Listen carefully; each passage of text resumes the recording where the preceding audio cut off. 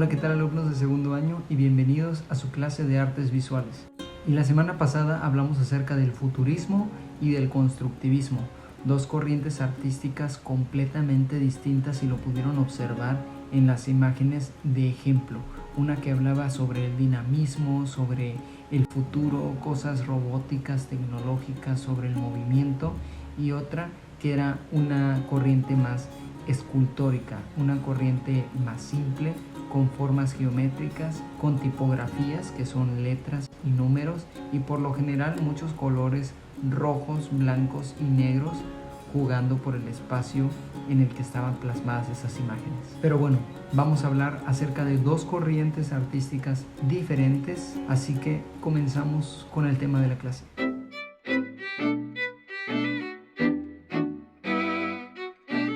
Y en esta clase vamos a hablar acerca del suprematismo y del dadaísmo, pero comenzaremos a explicar el suprematismo. Y el suprematismo fue la segunda vanguardia que se desarrolló en Rusia, al mismo tiempo que el constructivismo, es decir, en 1920, y fue fundado por Kazimir Malevich. Este artista tuvo su primera pintura suprematista, en donde realizó un cuadrado negro en un fondo blanco.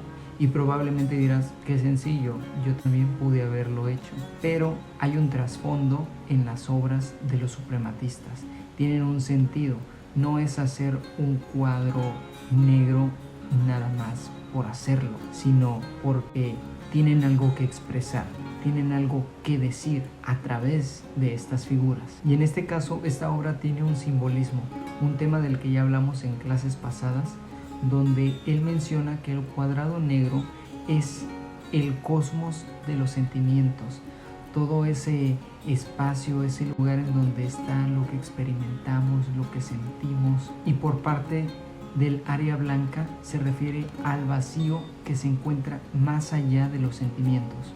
Es decir, que utilizando formas tan sencillas trata de hacernos comprender de cómo hay grandes espacios en los que se encuentran todos los sentimientos y sensaciones que podemos experimentar, y fuera de eso todo ese vacío en donde probablemente muchas personas se encuentren o donde no haya la experiencia de algunos sentimientos. Y ojo con lo siguiente que nos explica Kazimir Malevich, que publicó en su libro El mundo no objetivo.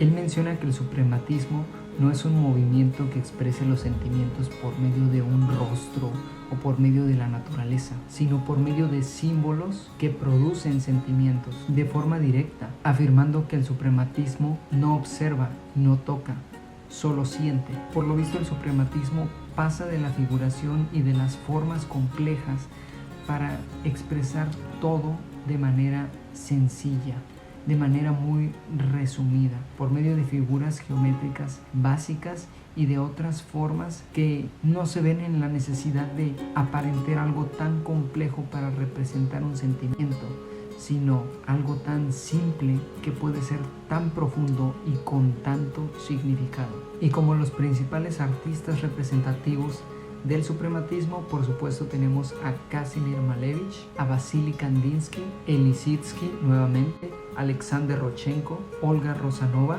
y Lyubov Popova. Y el dadaísmo es una de las vanguardias antiarte que surge en Zúrich, Suiza, durante la Primera Guerra Mundial.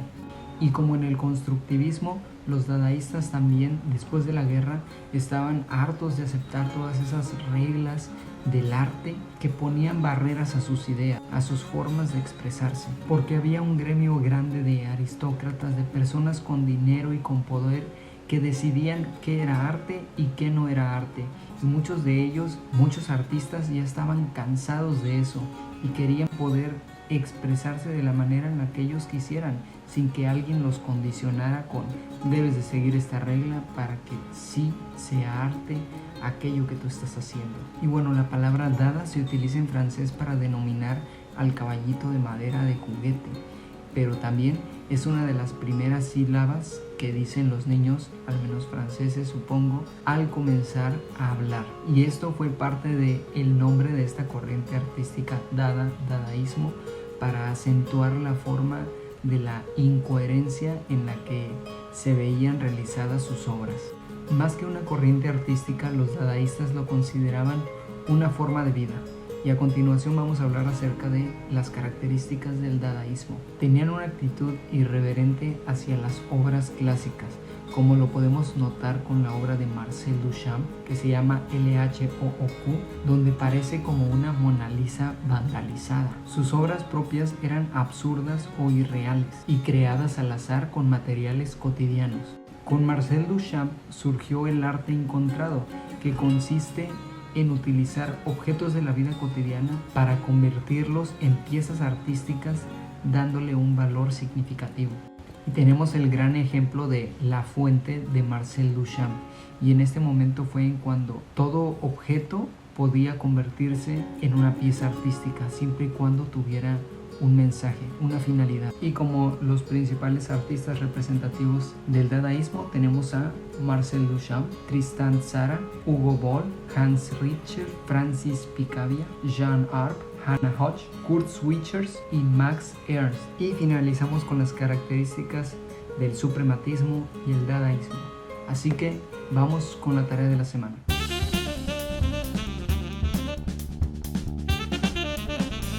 La tarea de esta semana va a ser muy sencilla. Va a ser como la tarea de la semana pasada. Vas a hablar acerca de estas dos corrientes artísticas, mencionando el nombre de la corriente artística, cuándo surgió y dónde surgió, sus características, sus principales exponentes o artistas, y por último un dibujo o imagen pegada que ejemplifique a las obras representativas de este movimiento. Y eso es todo por esta semana. Cuídense mucho, nos vemos la siguiente semana con otro video de clase.